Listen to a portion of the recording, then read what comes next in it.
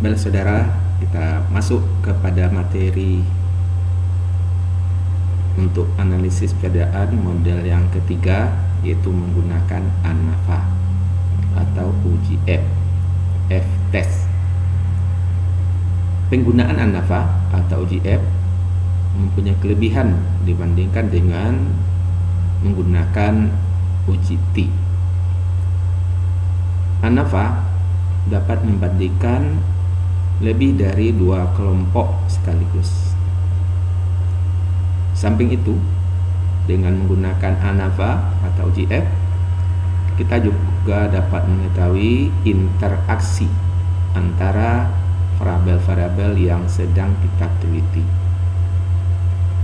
ANAFA dapat dikelompokkan menjadi 2 macam, yaitu ada ANAFA satu jalan, one way ANAFA atau one way ANOVA, dan ANAFA 2 jalan, two way ANOVA.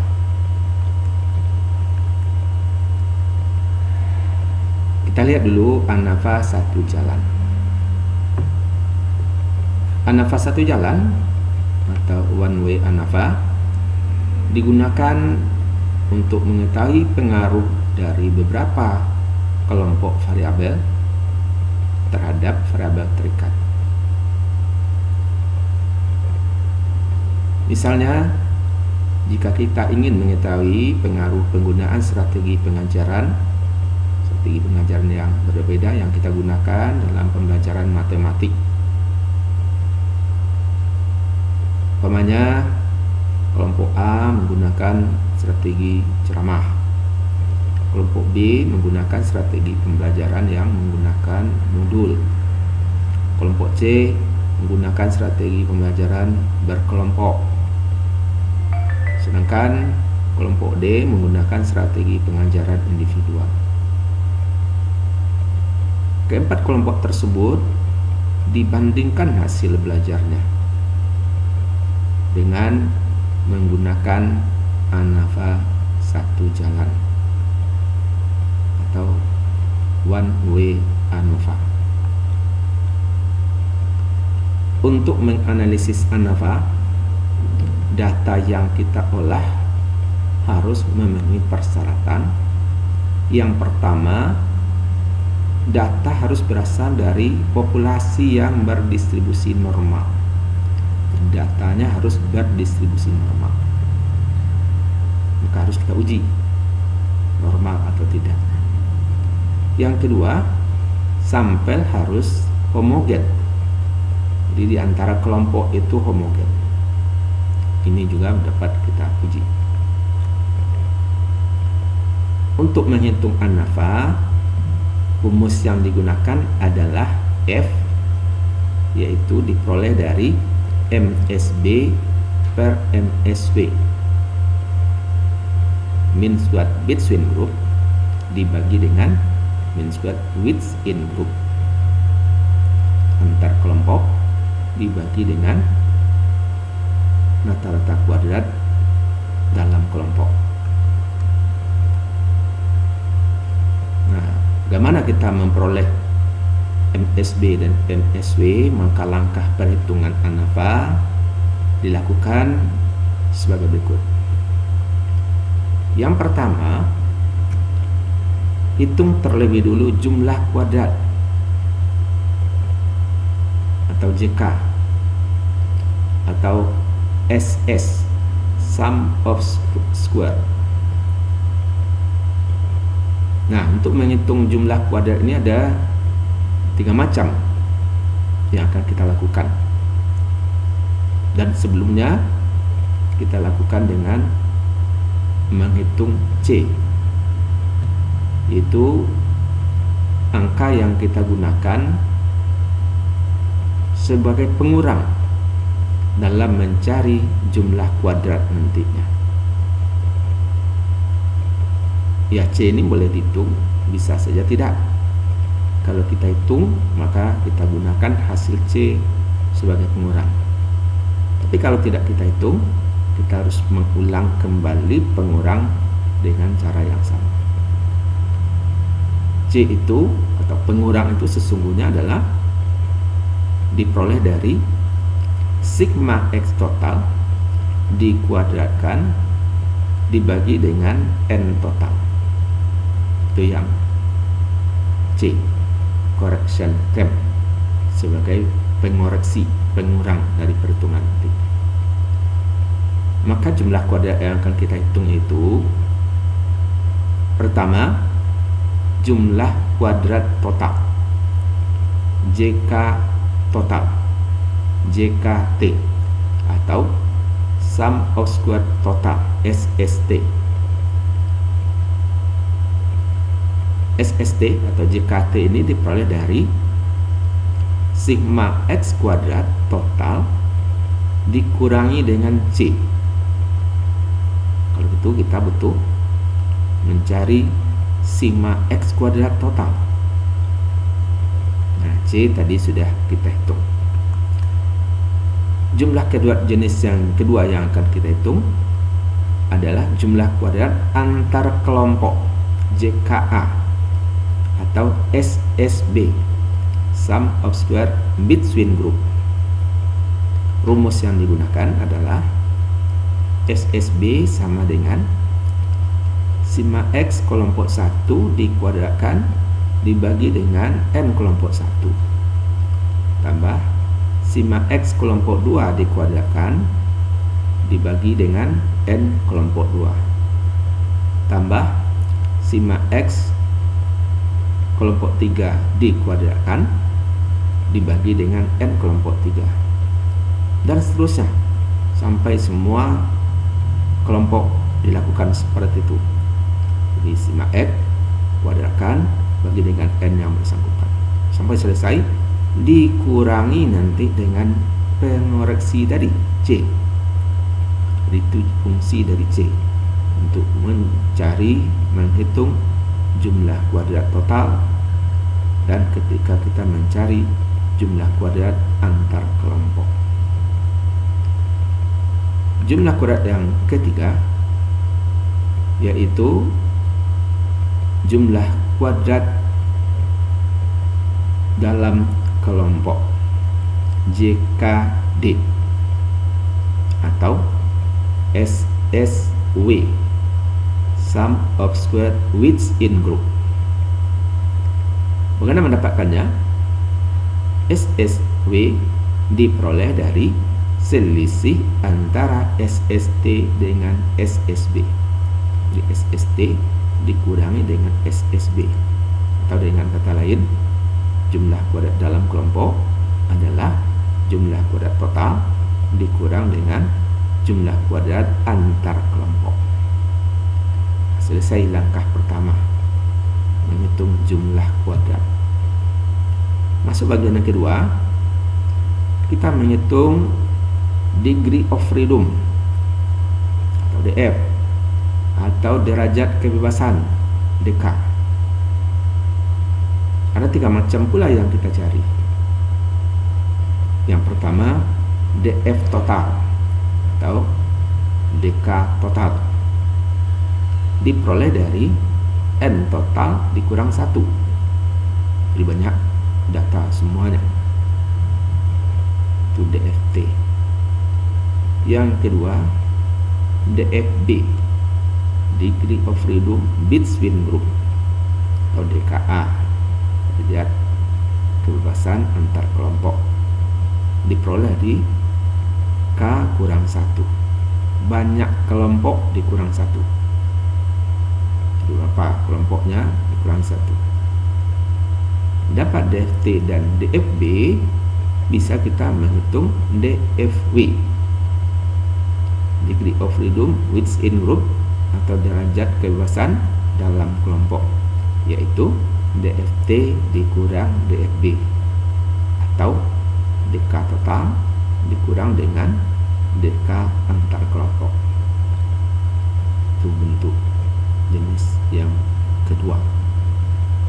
Langkah yang ketiga, kita menghitung mean square, MS, atau mean kuadrat. Ada 2 macam yang kita hitung. Yang pertama, MSB diperoleh dari SSB dibagi DFB, di SS dibagi DF. MSB berarti SSB dibagi dengan DFB. Tahu MSB itu adalah JKA dibagi dengan DKA, jumlah kuadrat antar kelompok dibagi dengan derajat kebebasan antar kelompok. Yang kedua, MSW, mean squared width in group. Min kuadrat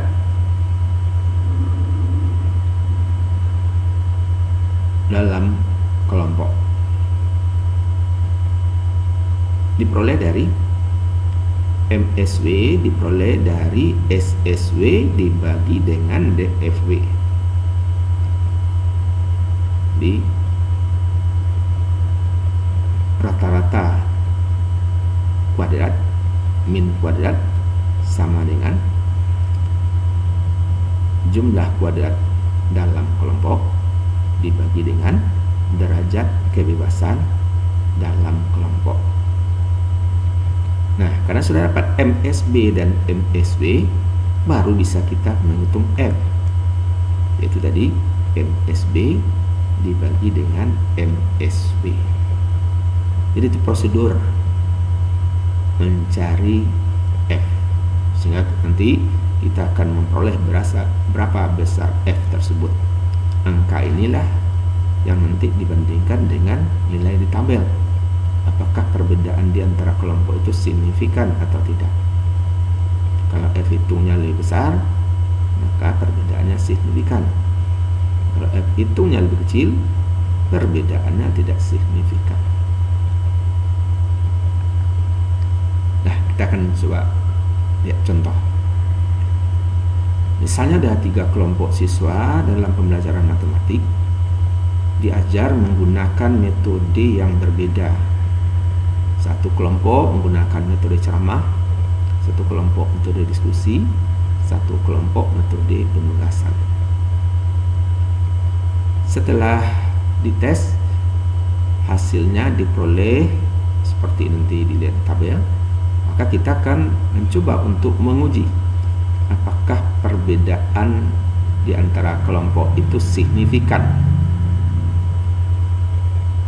Jadi kalau orang belajar dengan metode yang berbeda, apakah hasil belajarnya akan berbeda secara signifikan? Maka diuji dengan uji F, karena ada 3 kelompok.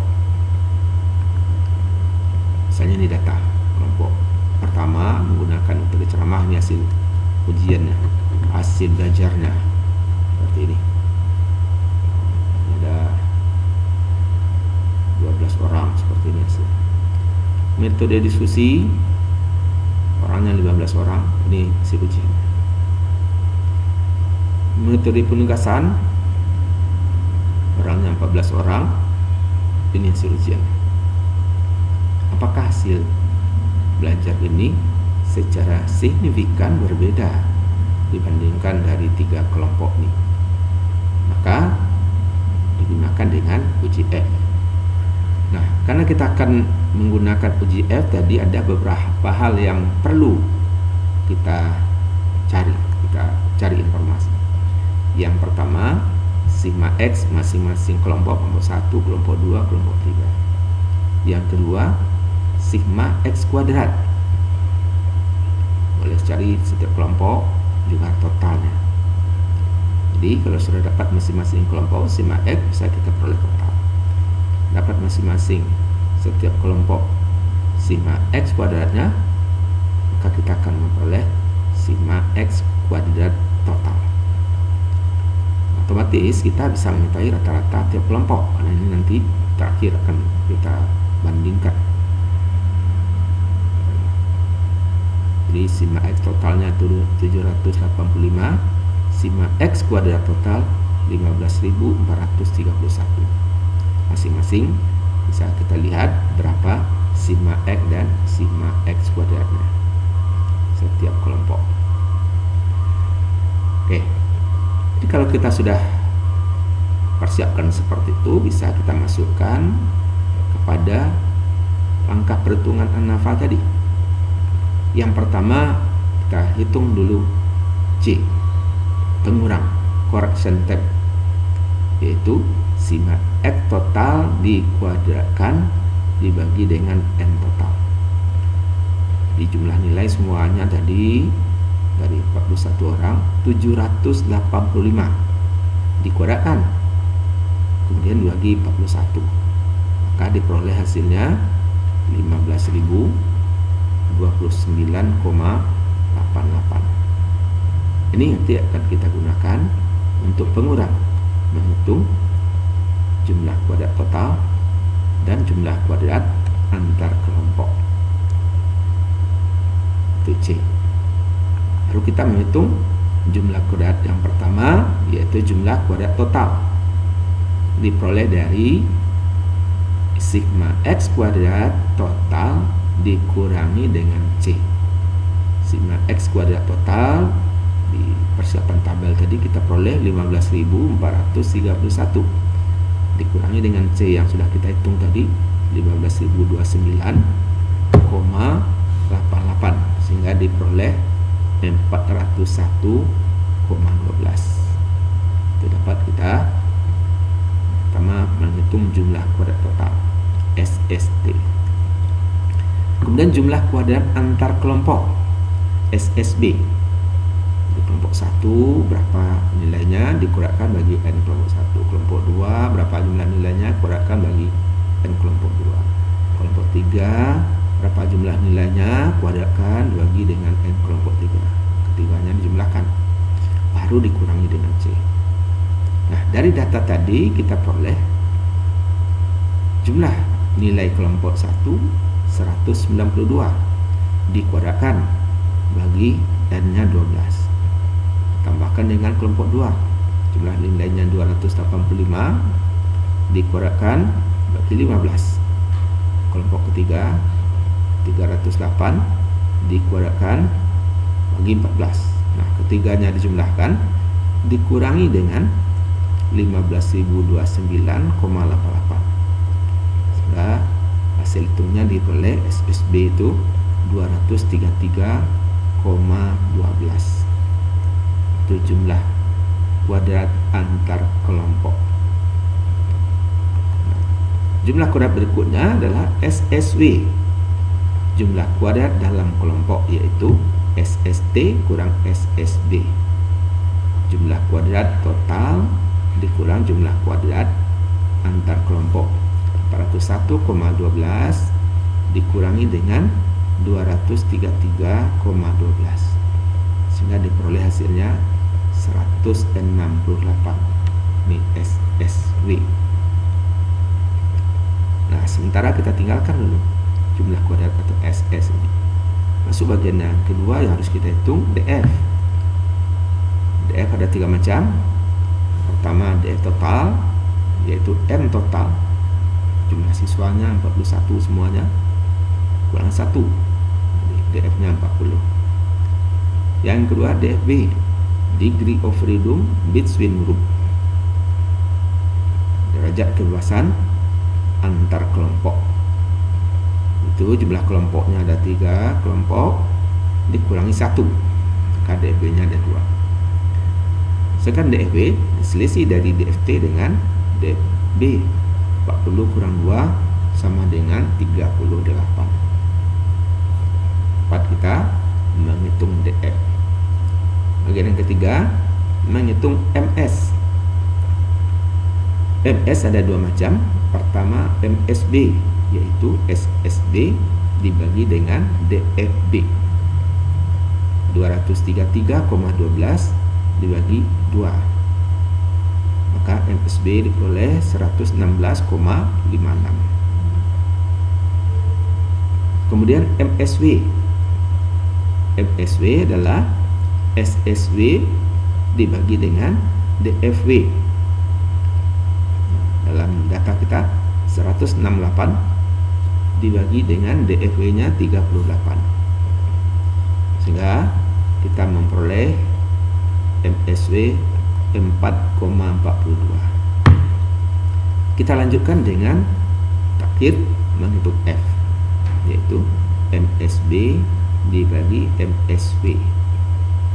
MSB yang hasil yang sudah kita hitung 116,56 dibagi dengan MSW nya 4,42, maka F diperoleh 26,37. Nah, angka ini tentu kita bandingkan dengan F tabel. Jadi bandingkan F hitung itu dengan F tabel. Nah, untuk melihat F tabel, dasar kita adalah DFB yang kolomnya, maka kolom yang kedua karena DFB nya 2, dan DFW nya 38 daripada baris yang ke-38. Kita cari, kita lihat di dalam tabel itu DF nya, mungkin kalau untuk kolom B nya dari kiri ke kanan kita lihat yang ada DFB nya 2, itulah kolom itu yang kita pakai. Barisnya lihat pula yang DFB nya 38 atau yang terdekat dengan angka itu. Nah, DFB ini disebut juga dengan pengulang dan DFB sebagai penyebut. Nah, ternyata dalam tabel untuk alfa 0,05 F-nya 3,25. Jadi yang kita hitung itu jauh lebih besar dari F tabel. Nah, karena F yang kita hitung lebih besar dari F tabel, maka kita dapat menyimpulkan bahwa di antara 3 kelas itu terdapat perbedaan hasil belajar yang signifikan. Jadi signifikan perbedaannya dari 3 yang ada itu, paling kurang sekurang-kurangnya ada satu kelompok yang beda dengan yang lain secara signifikan. Nah, ini tabel yang kita gunakan. Jadi DFB nya sini kita lihat, yang kedua. Sedangkan DW nya ke bawah, cari 2. Ini 12 padahal dia 38. Maka kita lanjutkan dengan halaman berikutnya. Belum juga ketemu, lanjutkan lagi dengan halaman berikutnya. Nah, ketemu di sini angka 38. Sini ada yang 5% itu 3,25. Sedangkan yang 1% ini yang di bawahnya.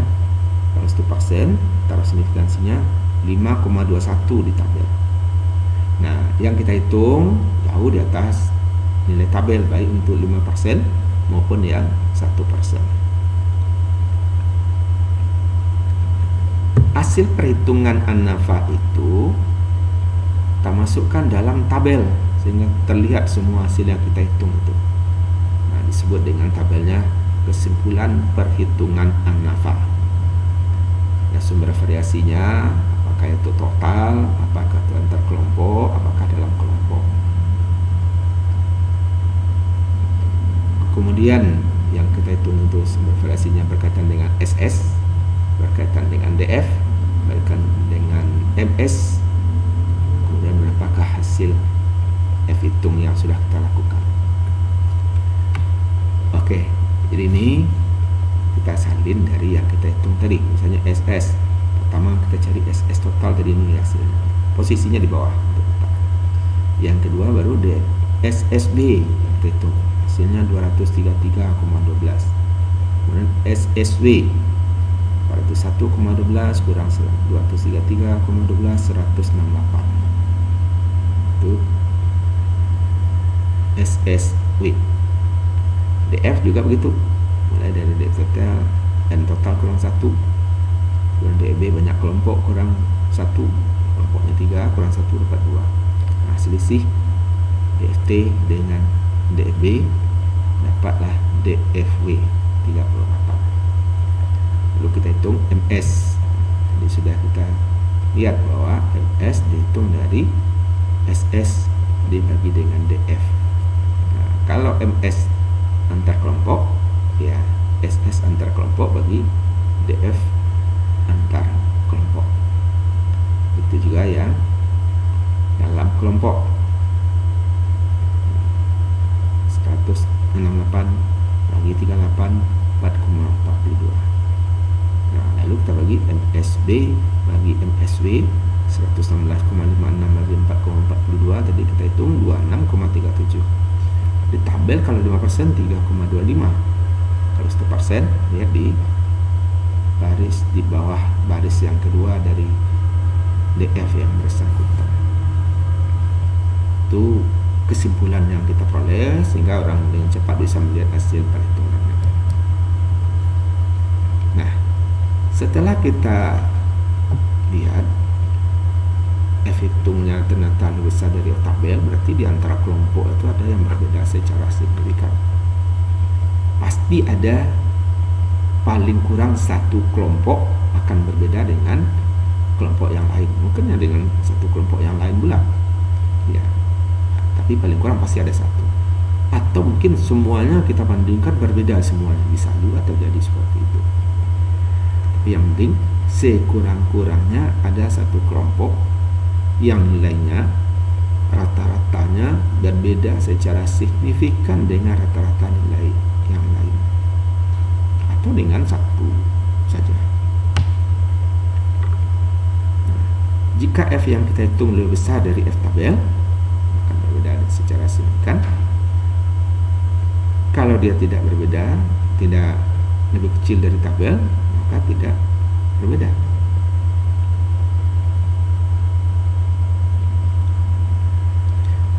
Jadi perbandingan ganda ini digunakan jika F hitungnya lebih besar dari F tabel.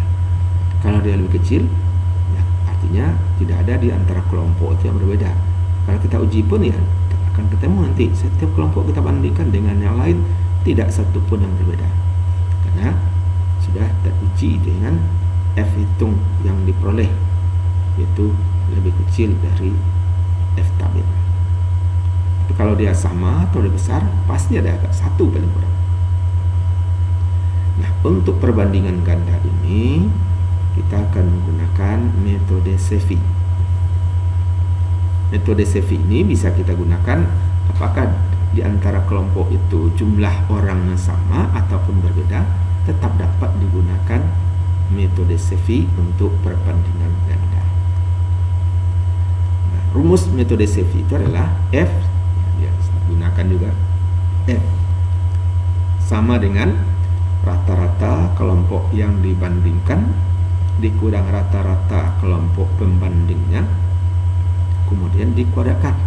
Jadi selisih nilai dua kelompok yang kita bandingkan itu, hasil selisihnya dikuadratkan, dibagi dengan MSW yang kita hitung tadi, dikali dengan 1/n kelompok yang pertama yang kita bandingkan, ditambah 1/n dari kelompok pembanding.